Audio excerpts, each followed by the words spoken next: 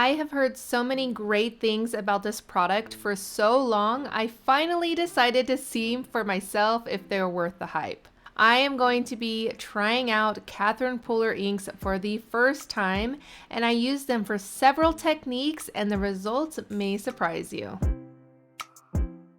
I am using the Catherine Puller Spa Collection, and you can find it over at today's sponsor, A Cherry on Top. I will have a link to their store and YouTube channel in the description below. I really wanted to see if these inks can do all of the things, so I started off with a basic stamping technique. I don't have inks that I love to stamp with, so I really wanted to see if these would be it. I got a large sentiment stamp and inked it up, and to my surprise, the coverage was amazing. This particular stamp has a distressed design, but it does stamp beautifully. I love everything about these inks so far, but I still have more techniques I need to try them with. Depending on how versatile these inks really are, I will get more bang for my buck the more techniques I can do with them. Not to mention, I will use them more often because I only have to pull out one supply and get so many different looks with it. Now to test the blending capabilities. I typically blend my inks through a stencil, so that's what I'm doing here. I am using the new Catherine Puller blending tools,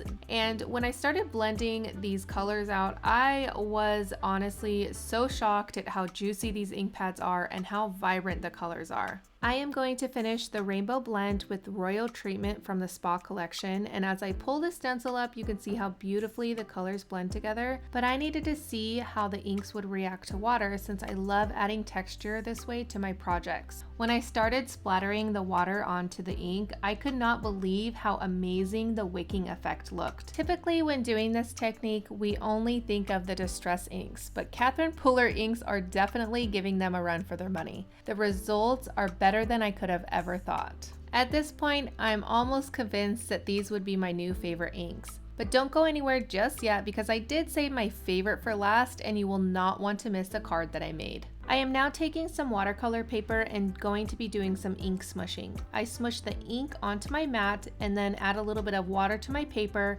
and a little bit of water to the ink on the mat. Then I'm going to smush the paper into the ink on the mat, and I do this several times, adding a little bit of water here and there, and this technique is a great way to quickly get a watercolor effect. After I get the desired look with the ink, I'm going to dry it a little bit. I am going to use up some more of that ink on my mat. I don't want any of this ink to go to waste, so I'm adding a little bit of splatters. Then I really wanted to take it to the next level, so I'm going to be adding some water droplets, and look at that effect. It is so amazing. I dried this and then I used a 3D embossing folder for even more interest and texture. I added the stamped sentiment I stamped out at the beginning of the video, and here is another beautiful card.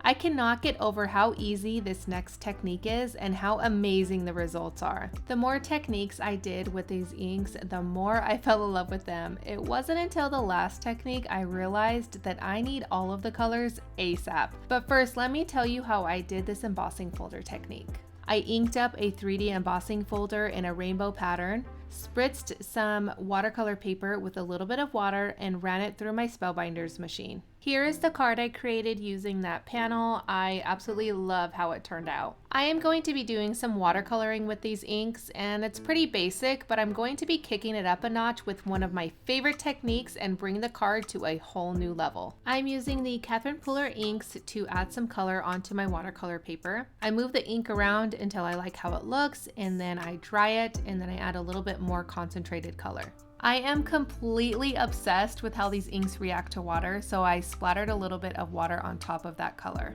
I dried the panel and ran it through my Spellbinders machine with a 3D embossing folder to create some texture. I stamped some Pink Fresh Studio butterflies on some vellum and added it to the card panel. I added some double-sided adhesive from A Cherry on Top, and I'm going to add that card panel to a card base. I love how versatile these inks are, and I love getting the most out of my supplies like I did in this video right here, where I share a mind-blowing embossing folder technique you do not want to miss.